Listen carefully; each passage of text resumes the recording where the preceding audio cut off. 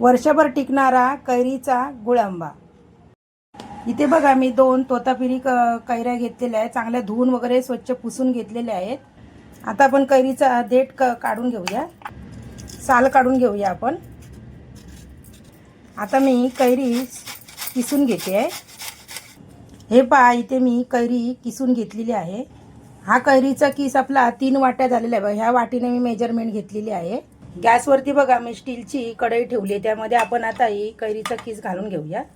आता आपण त्यामध्ये बघा 2 वाट्या मी इथे गूळ घेतलेला आहे किसून, कारण 3 वाट्या कैरीसाठी 2 वाट्या गूळ घेतलेला आहे, कारण कैरी आपली जास्त आंबट नाही आहे। आता आपण इथे मिक्स करून घ्यायचं आहे। गुळाचं प्रमाण तुम्ही कमी जास्त करू शकता।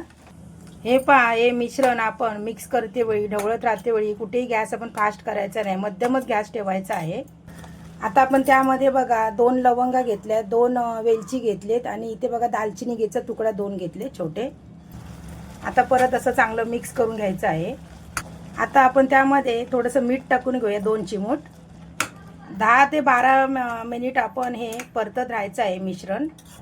हा आपला इथे गुळ आंबा तयार झालेला आहे बनवून।